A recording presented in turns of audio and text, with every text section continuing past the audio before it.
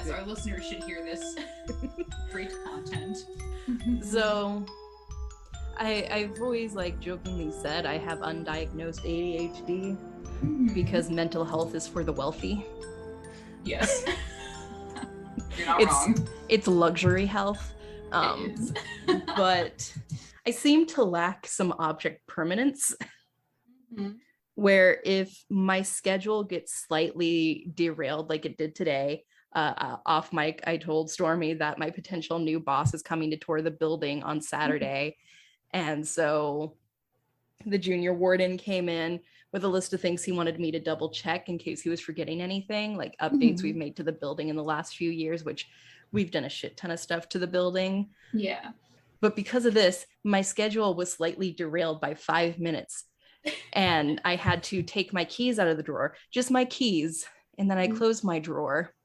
And then when I got ready to leave, I didn't open the drawer back up to get my wallet. And I do this frequently. Yeah. Because if my keys aren't in my desk, I have no reason to open the drawer. Right. Okay. So I don't have object permanence, I feel. Okay. Everything is Schrodinger's cat to me. Oh. Anyway, hello and welcome back to Real Horror Show. I'm your host, Samantha, joined as always by the Stormy's guys. Hello, listeners. Sorry, I was reading the object permanence definition. It's the thing babies are supposed to develop. It says it's a child's ability to know that objects continue to exist even though they can no longer be seen or heard.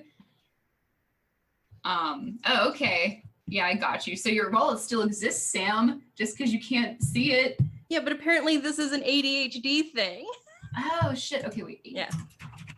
ADHD to my search term. Yes. You may be less likely to do object permanence things. So don't play a game of peekaboo with me or else I'll just freak the fuck out. Like, your face is gone? Oh, okay, there it is. All right. God. It's like those videos of animals where people go behind the sheet and they drop the sheet and run behind the wall and then they just freaks out. Rude, and it upsets me because the animal doesn't know better, but is that kind of the same idea? Yeah In a grand scale. Okay. Yeah. Excellent. Not excellent, but okay. So speaking of object permanence, yes. The writers of the movie we're discussing today certainly seem to lack it because they kept losing the plot. Yes. Today we're talking about The Cave, which is a 2005 American action horror film directed by Bruce Hunt and distributed by Screen Gems. It was written by Michael Steinberg and Tegan West. Its story follows a group of cave divers and scientists who become trapped while exploring a cave system in Romania and encounter a pack of deadly creatures. And yeah. Right off the bat, this is the third movie we've reviewed with Piper Perabo in it. Yeah. And it's Piper, find better movies. I know, stop being in these ridiculous, stupid horror movies. Which she was in the one that we reviewed early in the pandemic. I can't remember the name of it. Carriers, maybe? That one was very good because it was about a pandemic and it hit a little too close to home. That was a very good. Yeah. But she was also the deaf wife. And I feel yeah. In No. Yeah, she was in Carriers, but yeah, and then she was in the fucking Bear movie. Yeah. Which was called, what was that movie called? Into the Grizzly Maze. And that's it. Yeah. She was deaf, even though that played very little into the plot. It was just diversity for diversity's sake, which it's not even diversity because I don't think Piper Perabo is actually hearing impaired in any way. Right. She's definitely not. And then she was doing things that hearing impaired people probably wouldn't do in a dangerous area with grizzly bears that are there. So I don't know. Strange. But anyway, she plays a cave diver climber girl. Ooh, outdoorsy. And just because this is a trend from the early 2000s that I'm so glad has just gone away for the most part in horror films, is characters who, to our knowledge, the knowledge established to the audience, they don't have any combat skills. Like, we're aware that she's a climber, so it's believable that she can climb a wall. But when it's revealed that there are monsters in these caves and she's having like a full-on suspended battle with one of the monsters, right, I'm like, what the fuck is going on? Yeah, exactly. So that's actually something I didn't even like think about, because this movie is like not quite what I had like thought it would be, but it's everything that I knew it would be, if that makes sense. I hope that makes sense. And then she just like releases herself and magically latches onto the next wall, even though all these walls should be super slippy and slidey, because we're under the fucking ocean. Yeah, that was some bullshit. I know. Anyway. Yeah, there's absolutely no realistic way to like do that move of swinging from wall to wall untethered and like not dying. Like, there's no fucking way. Not dying. Yeah, there's no way you wouldn't have slipped or like broken your fingernails or toes or something by doing that move. Yeah. So, spoiler alert, we are going to watch The Descent for next week, because nice. Is it like available? I think it's on Peacock. I will double check where all it's available for you. Thanks. Because The Descent came out in the same year and did cave horror so well. It's one of the best horror movies to come out in the last like 20 years. Yeah. It's so good. It's so beloved. And I did not like this movie. Yeah, me neither. This movie had all kinds of problems. And the first thing was, whenever I thought this was like The Descent, I was like, oh, well, The Descent has all women, right? There are, I think, a few male characters in The Descent, but it's like about the women that get stuck, you know? And then like this movie has like 10 men. Right. I was like, where are the women? So breaking it down into acting, I did notice that I think this might be the first American movie Lena Headey, famous for her character of Cersei on Game of Thrones. This seems like her first American movie based on her IMDb. And this is something I've always thought of her, and it's not like an insult to her in any way. Let's hear it. I wonder if they cast her because they couldn't get Keira Knightley. Oh, that's a good question. Because she has, especially with the way she was acting in this, we've seen her as Cersei. We've seen her in a lot of other things since 2005, and we know she has an incredible range. But the way she was presenting herself in this movie, she was a lot softer spoken. Really felt like she was going for the Keira Knightley angle, who Keira Knightley would have been too big for this movie at this point, because 2005 Pirates of the Caribbean just started. Oh shit, yeah, her name was like huge. Yeah. Even she's still huge. Yeah. You know? And I've personally always thought that she and Lena Headey could play siblings in a movie, because they have the same demeanor. Yeah, and they look similar because they're like petite and tall with dark hair. Yeah. And so watching this, I was like, did they want Keira Knightley and just couldn't afford her? Or she's looked at the script and said no. But Lena, who's trying to break into the American film industry, is like, yeah, I'll do it. Oh yeah, for sure. And if you said that Pirates of the Caribbean was starting, it may have been in like pre-production at this time. She might have been busy. Right. Doing cool pirate stuff with Johnny Depp. You know, that was my thought. Huge name. All of the male actors, looking at this, I don't recognize any of these names. Piper Perabo was definitely probably the big name they got, because she was, I don't think she was ever a huge A-list star, but she definitely had a following with Coyote Ugly. Right. Yeah, I have no idea who any of these guys were except the black man. He's like a horror guy. He was in American Horror Story. Oh. Like a couple seasons on and off. And probably most notably, if you recall, like the first season pretty good, he was the Black police officer, security guard guy. Do you remember that? And the wife was having like fantasies about him and stuff, and would set off the alarm for no reason, so he would come over and stuff like that. His name was Luke, actually, and that's why I remember that. Huh, I don't remember that. It's been like a decade since I watched the first season of American Horror Story. He was also in Hotel too. He was Wes Bentley's like partner, and I think Wes Bentley like killed him. I didn't watch Hotel at all because Freak Show was so bad.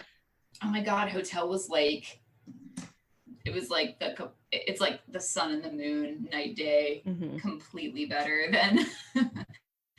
Is because of Lady Gaga and all the characters. So I think you should watch it. Maybe we should do that after we finish the originals. After we finish the Vampire Diaries, just do Hotel. It won't take nearly as long. Or do all of American Horror Story. Mayhaps. That's a lot. But anyway, that's a commitment. But the main guy who is the first one to get infected with the parasite. I didn't like him, and I don't know if he was acting like how he would act if a parasite infected him, but he had no personality and spoke in a monotone voice the entire time. Even though this is a high stress situation, sir, please show some emotion. Right. And like, yeah, he was just very, he was monotonous. He didn't have a personality, and like nobody really liked being around him. Yeah. And they all like, complained about him in secret. I can get us out of here alive. Okay. It's like, oh, if it's not that big of a deal, then we'll go the other way. Yeah. But there's not a lot to say about this. And when I was doing my little research for this episode, I agree with the biggest thing critics called out about this movie is the lack of character development and depth, because there's not a lot to say about these characters. They really are just cave divers and scientists. That's their role. We know nothing about them outside of this cave. Right. And all I know is that all the men look the same. And then the women look similar. Yeah. So it causes the problem when you don't have character development, because I have and all the men had like generic names too, so I have no idea what their names were, or like who was who. Like get people that look different from each other, not like men with pale skin and dark hair. Yeah. Don't need. Let's see, we've got Jack and Tyler and awesome. Alex, and these characters some of these characters don't even get first names. Like there's Dr. Nikolai, who dies. I knew him because he was the old man, so he was easy to differentiate because he was old. Yeah. So it's just he died. From character development alone, this movie's very generic. It is. And so tell me if you agree with this sentiment that I thought about this after I watched it yesterday. So apart from the characters, the movie overall, so this movie is called The Cave, and it's not really like a cave movie. It's like a swimming movie. Do you agree? Like it's a swimming / climbing movie. And the cave itself doesn't like, the cave is not a character. The monsters are the character. You know what I mean? So it could just be called like The Cave Divers. That might be better. Yeah. I don't know. Because I don't want to spoil The Descent for you. No, please. Yeah, don't spoil it. I can take my earbuds out if you want to say it to the listeners. Okay, yeah, take your earbuds out. Okay. Just message my phone when you're ready. Okay. So with the Descent, the cave is a character on its own. There are monsters, but those monsters aren't revealed until midway through. So the cave is the monster. They're trying to escape this place, and it's terrifying, and there's no lighting except the light that they brought. And the cave really missed the mark with that, because the cave itself wasn't really that scary because they had all this lighting and equipment with them. And I don't know, it missed the mark. Okay, I just got your notification. You probably heard it on my mic. Yeah. Okay. Hello. But we'll do a full comparison next week when you watch The Descent. Oh, excellent.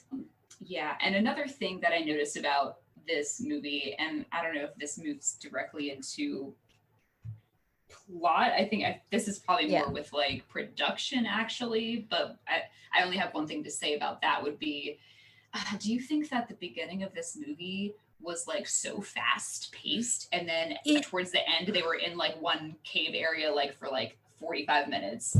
It was. Yes, we can move on to plot because the characters just exist in this.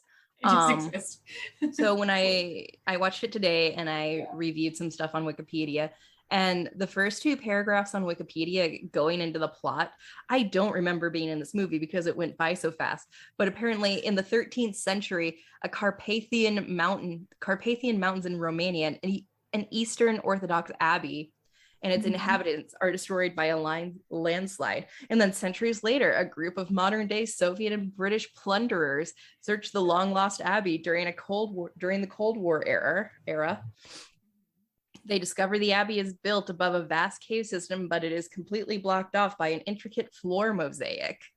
Like, when the fuck did all of this happen? I looked away.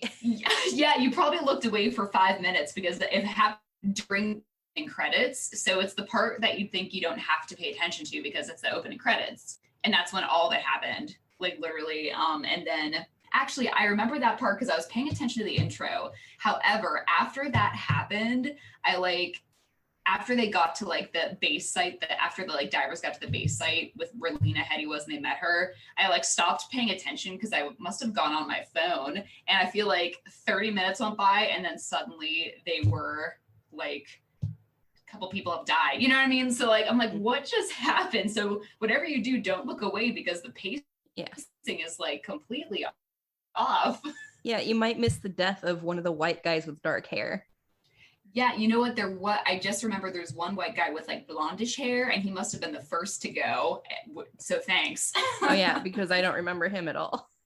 Well, thank God there's an Asian man and a black man. So that's helpful too, to have some of that diversity. Oh yeah, that's one of the actors I actually know. Why is his Asian man?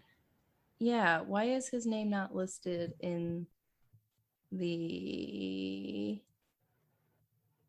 cast list? He's a really good actor, and he was just cast as Emperor Ozai in the live action Avatar: The Last Airbender series. He's quite good. Yeah. His name is Daniel Dae Kim. Okay.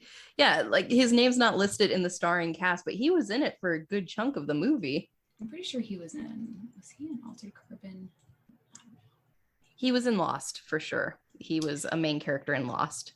I'm one of those people, Sam, that never watched Lost, so we can't even talk about it. I'm sorry. Is it about purgatory? Kind of. Okay, because I feel like a lot of people talk about that and like they're like, no, it's not about that.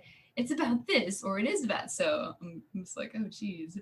My belief is that they didn't all die in the plane crash and the show wasn't completely pointless, but as they meet their natural ends, they all come back together. I don't know. Yes. Well, he's fabulous anyway. Yeah. And so is Morris Chestnut, who is the black man, who is also an American Horror Story. So he's like, has horror proclivities as well. All the other white men look the same. Yeah. Oh, get him out of here. Because I will recognize Daniel Dae Kim's jawline anywhere. Yeah, I'll recognize Morris Chestnut because he's, no matter what he does though, he's always bald with a goatee, like no matter what. But he does have a great, if it works, it works. Show. It works for him because he's a good looking, he's probably the best looking dude out of like this whole crew. In my opinion, everyone else looks like just a Caucasian person. It's like a typical dude. Oh, you're right that he has a proclivity to horror because his first ever credit was Freddy's Nightmares. Oh yeah, he's like, oh, love horror, man, love horror. And he's in Kick-Ass 2, he's in Anacondas, he's in American Horror Story a bunch of times as different people because that's just kinds of stuff. Really cool. So I'm into it. But anyway, So the story is really all over the place. I don't think it really knew what it wanted to be. There are times when it feels like it wants to have kind of a fantasy vibe with this fucking floor mosaic and abbey built on the side of a mountain. Yeah, they mentioned why the abbey was there on top of the cave one time. And it was because they thought that the power of God would protect the people from trying to explore the cave because of the monsters. However, explored the cave. So there weren't, from my understanding, there weren't monsters before that happened. So I'm unsure. You know what I mean? Like, I don't know what came first. Yeah. And there's also, they bring a shit ton of equipment down into this cave. Yeah, a lot of it. Like so heavy much stuff. Heavy stuff. Heavy. And they had a fucking microscope, a full ass microscope at one point. In the cave? Yeah, down in the cave after it's like collapsed on them. Awesome. But they find a parasite. And this parasite's supposed to be important, even though it only comes up like a few times the rest of the movie. Yeah. Which it could have been interesting, but I guess the whole point of the parasite is it's responsible for all these monsters in the cave. Like it infects the host and turns them into these blind giant bat creatures, which makes no sense to me because I thought it was why are they vampire thing? Why do they have wings? And I thought they were going to be vampires. I guess they could be big bats that live in the cave, but also like what about the scorpions and like the eels, because they could just naturally exist there and be aggressive because there's people there now. I don't know.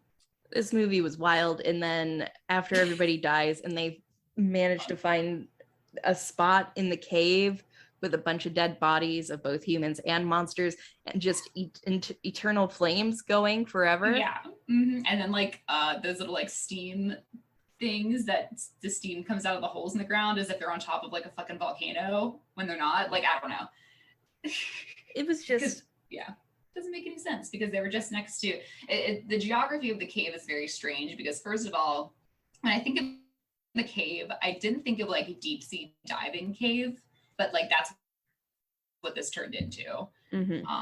Like half the time they were like scuba diving around in the water and I was like, oh, so the cave is like submerged. Okay, great. So everyone's gonna drown. And then like they're like, oh no, just kidding. It's an ice cave or it's a cavernous cave. But also it's like a volcano, like lava cave with the fire. And I was like, what the fuck is happening? You know what I mean? And then they're like, but in the fire, there's like the place where you like dive down and then you go up and then you're just like magically like out, out of the cave. So just, I don't know. And also it's unclear as to why they're at that cave in the first place. I guess it's to just explore it. And then suddenly it turns into this search for, which doesn't sound like a good idea because they're not equipped to do that. They're just equipped to survey the cave. So I don't know. It's just all very convoluted. Oh, well, according to Wikipedia, they're there because local biologists believe the cave could contain an undiscovered ecosystem. So they hire a group of American spelunkers led by brothers Jack and Tyler McAllister. Yeah, they don't even look related. I mean, I know they look the same, but I'm looking at the picture of them next to each other and like they do not look like at all like they could be related in any way. So what other dumb stuff? It just, the whole movie feels like it just feels like they had a bunch of different ideas and they were like, oh yeah, that sounds awesome. Like, they're like, oh man, what should we do next? And they're like, how about we do this next? And they're like, oh, I mean, like, hey, it's just a movie, anything could happen. So like, and that's like basically how the whole thing happened. Also, I didn't realize they were spelunkers until they spelunked around because I thought they were like deep sea divers, like, because that's how we're introduced to them. And then the one girl's they're rappelling too. and I don't know. I guess they could just do it all, which is great. And also they're, trained scientists. So that's cool too. And let's not forget this little detail that they have modified scuba tanks that can last for up to 24 hours, which just sounds like movie convenience bullshit, especially for 2005. Right. Because first of all, none of them actually use it. Mm-hmm. I think they just didn't breathe for 24 hours. Yeah. It's like modern day horror movies dealing with cell phones. They just don't want to deal with it, so no signal. Yeah. The thing that they have is called a rebreather, which to me, like, I didn't understand what they were talking about when they were talking about how it was made, but what I do understand is that whatever they're breathing, their own oxygen gets like converted into new oxygen, so they're not dying of like their exhalation, and that's why they're able to breathe for so long. That's what I'm getting. However, it was just like not fucking used. Yeah, it never really came up again. No, they just used the regular old oxygen tanks that to me looked like fire extinguishers because they were red. And I've never seen red scuba gear oxygen tanks ever. So anyway, the dumbest part for me was the instance when they climbed the wall and then they walked around a little bit and then they got to the ice shelf. And it was just ice. And it went from it went from water to cavern to hot water with fire. Mm-hmm. And that was the worst part of the whole thing. I'm like, what the fuck is happening right now? How far did they go? They didn't even go that far when they resurface. For me, the worst part was moving on to the end where they realize sonar hurts the creature's ear is the fucking sound effect for the sonar. Just straight up stock sound from a 1970s sci-fi movie. I'm so glad you brought that up. I can't believe I forgot. That happened the first time. It's so bad. That happened the first time and I was just like, what was that? Were you is someone playing a game? A video game? Yeah. That's what it sounds like. Oh my God. It's so hard to describe that it's almost it sounds silly. Mm-hmm. Yeah, so the sonar sound is ridiculous. Also, is it the same sound? There's that one part where the Asian actor, he's oh, well, he's shooting, is the gun he's shooting the sonar gun then? Yeah, his little laser tag gun? Because I think he's a sonar expert. He's duh. Well, yeah, so that noise is just fucking bananas because it's too silly for me to be afraid. I'm oh, they're taken down by that. God. Kind of heard it. Pew. Yeah, it's the pew, pew, pew. Not at all what a sonar sounds like. Yeah, probably. So it actually does sound like laser tagging. Yeah. Arena sound. Yes. But I guess that moves us into production. The thing I hated most about production is just how they handled the camera anytime they were in the water. Right. Just so shaky. You couldn't see what was going on. It was confusing to my brain. Yes. I absolutely agree. I think the worst part of production for me was so first I'm going to talk about the end and how whenever we do see the creatures, okay, yeah, I can see that they're big and scary and we see their whole bodies and it's okay. But however, when we backtrack to the beginning, when they first get into the cave and there's the scorpions and the eel, we get a flash of the monster face and then it cuts to someone dying and it's the classic bait and switch horror like trope is like, oh, we're gonna like show you a real quick scary shot, and the scary shot is so like stupid looking. So like, why didn't you take the effort into the big vampire bat creature and put a little bit of that into like the eel creature? So like you didn't have to do it that way, you know? Yeah. So it's like they got more money later on and they're like, let's put it all into the big creature. Didn't make sense to me. Yeah. To just add to the batshit insanity that is this movie, the end credits song is Nemo by Nightwish. Oh man, I didn't like consider the song because I think I just like turned whenever on my Netflix, whenever a movie's over, it brings up 3 new trailers for me to watch of new movies. So once the credits rolled, a new trailer popped up, so I didn't even hear what the song was. Yeah, it was was Nemo by Nightwish, which was one of my favorite songs in high school. Oh yeah. And not what I would expect this movie to end with, but I guess you take what you... Yeah, let me hear some Nightwish. Oh shit, the new season of Cheers up. Anyway, oh yeah, I saw that. That was one of the fucking trailers that showed me. I was like, oh, a cheerleading show. That's cool. I'll have to watch the first season. It's a very good show.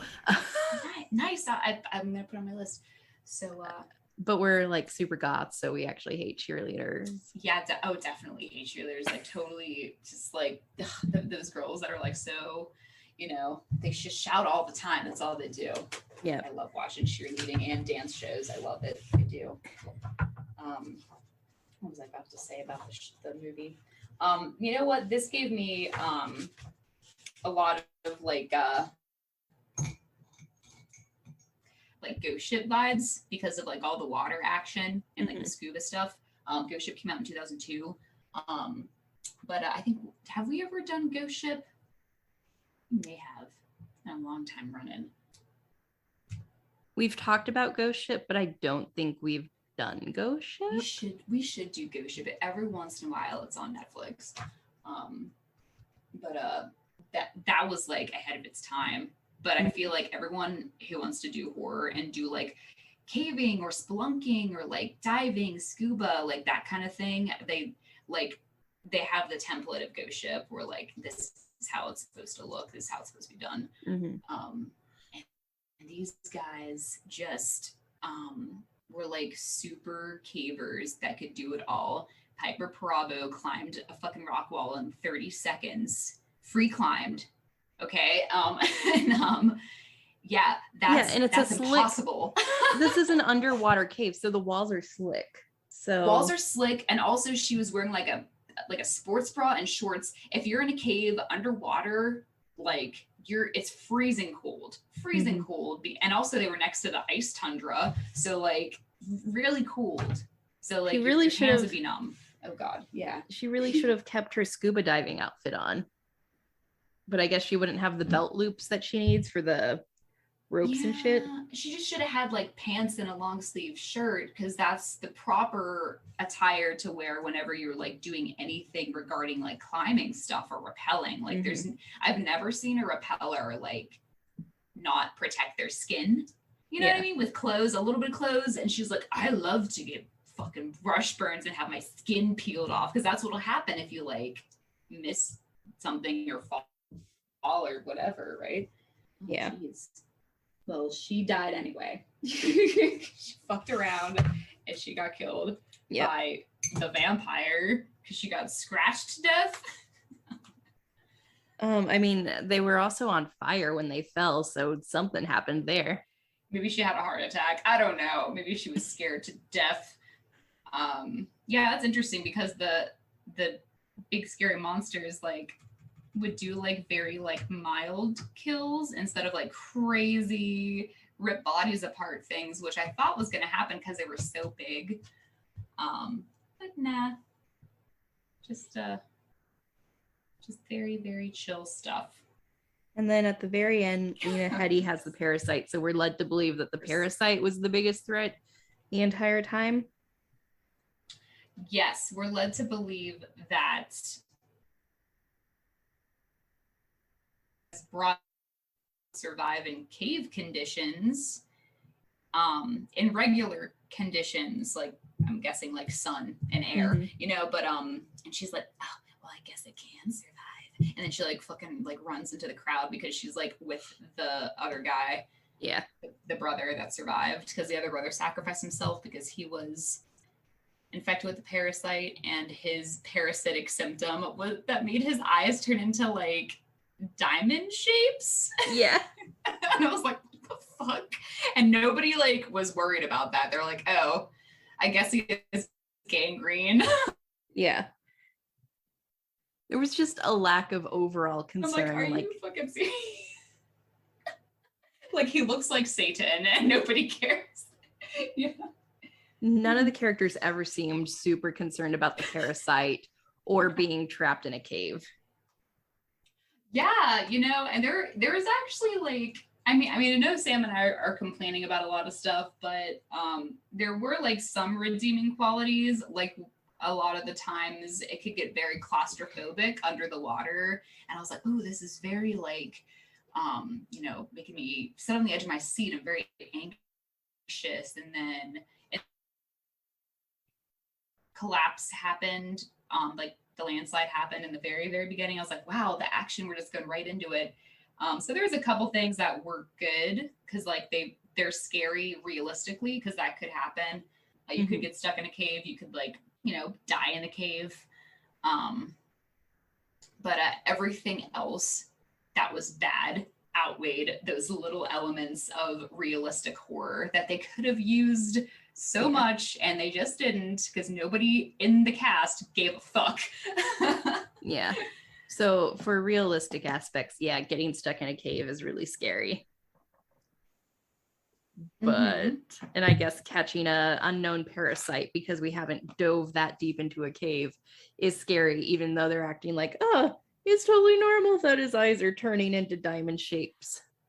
Yeah, and he's acting like a freak because he did get all like monotonous and like acting like he was possessed. Like, oh no, it's the parasite and it's taking over the host, which is you. Yeah, during the movie, like no one like slept, no one drank any water, and no one ate any food. So you're under the impression that, right? You're right. Like the stakes of this were very low because they didn't bring up water, food, because they had the magical 24-hour rebreathers. They didn't bring up lack of oxygen. Right. And so because of that, you're under the impression that they're in the cave for all of 15 minutes and no one's tired or hungry at all. But in reality, they're probably in the cave for like days. Yeah. Because of how massive we're led to believe it is. So, yeah. Yep. Stakes are extremely low. It's just so chill. Not even a big deal at all. It's almost like they're like, they deal with this. This is like a Tuesday. Yeah. That's how they're acting. But all their friends are dying around them, and everyone, like, even as people are dying, like, no one is crying, like, no one's screaming. Like, there's absolutely no sense of urgency, and there's no like big emotional outburst. Even the crazy parasitic guy, his like anger is immediately diffused when someone's like, hey man, chill. Yeah. And he's like, oh, then the parasite is clearly not that big of a deal, because you can clearly control it as long as you have your buddy to tell you to chill. So anyway, all that stuff just made us pissed. So I'm gonna rate this a what the fuck did I just watch? Yeah, same. Because by then I was like, what the fuck? Especially the end, which was so fucking dumb and made you think that, oh, it's time for the cave part 2. Out of the cave.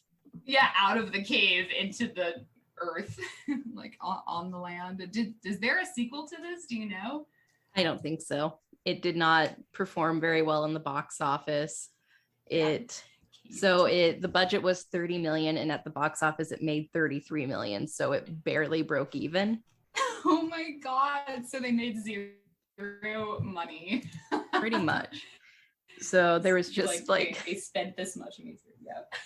no interest. Yeah, I mean, like, and I'm glad we watched it.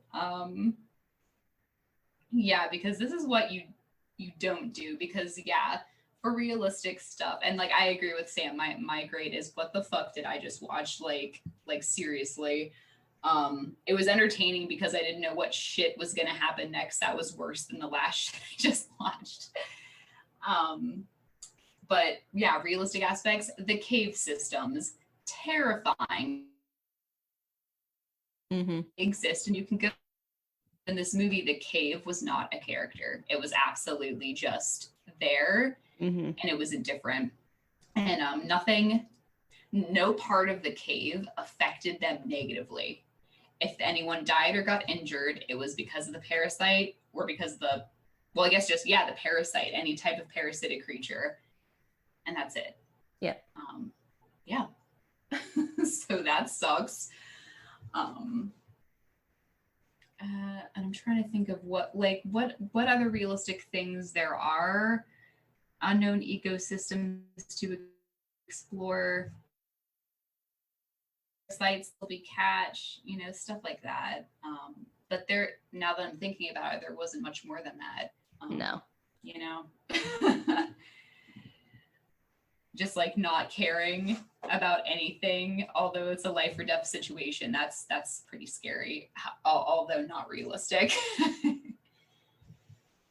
So yeah, this is one of those movies that has all the realism in the world and does not use it. Yeah, very, very interesting movie. So I would not recommend, unless you want to see what the buzz is about, that Sam and I are just going to be depressed for the next week until we get to talk about Vampire Diaries again to turn our spirits up. Oh man.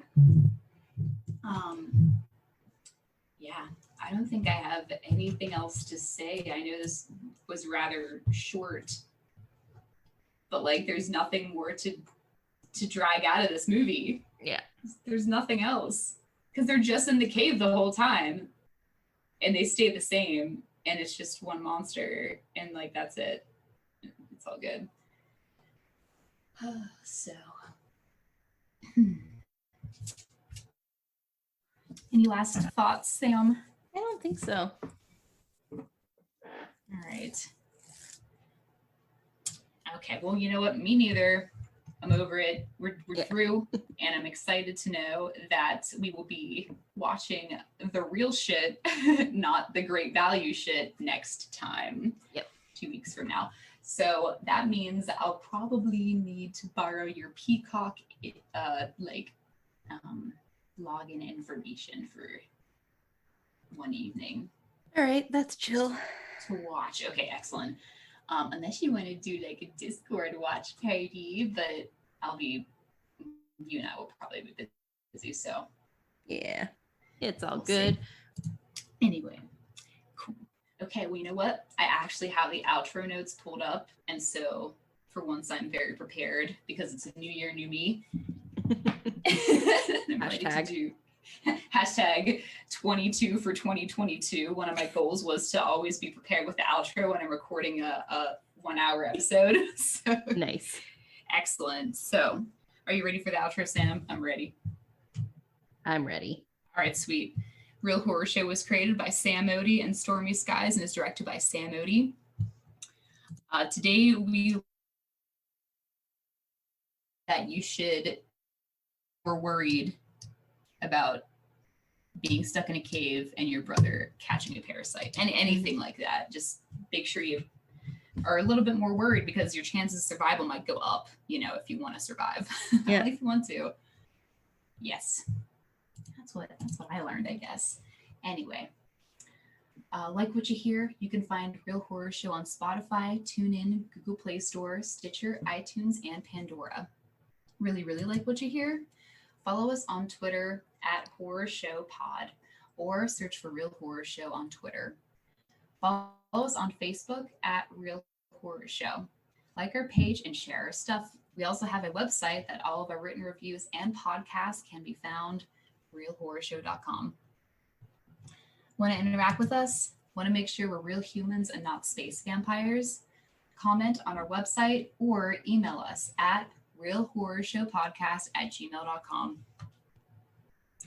Want to argue with us about something or think you have a really great horror movie review that you're dying to share with two random strangers from the internet? Submissions are open for movie reviews. Check out the submit page on our website and follow the route before sending us anything.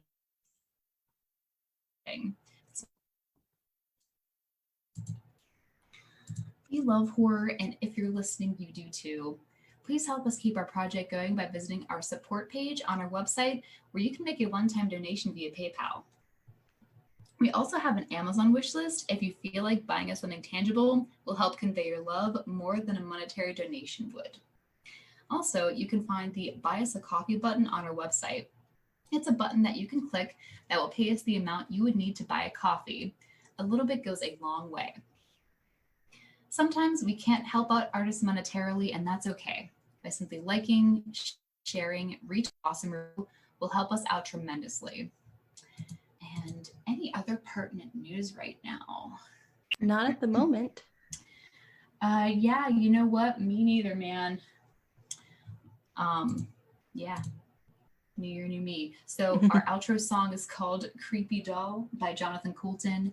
Thank you, fuck off, and have a swell evening. Wait, there is pertinent news. Oh shit. Scream 5 comes out this Friday. Today, Sam and I are recording, it's the 13th, so today's Thursday. So tomorrow. So guys, be safe, but go honor Wes Craven's memory and go see Scream 5 and make it a fucking box office fucking smash. Yeah. Yes, because this is really, for realsy, is going to be the last one probably, okay? This is it. This is the big conclusion. It's at least going to be the last one with the main trio. With Neve Campbell and Courtney Cox and David Arquette, and I think those are like the three main ones. Anyway, that's all I got. Thank you, fuck off, and have a swell evening. This is Real Horror Show signing off. Bye. Bye-bye. And there's a creepy doll that always follows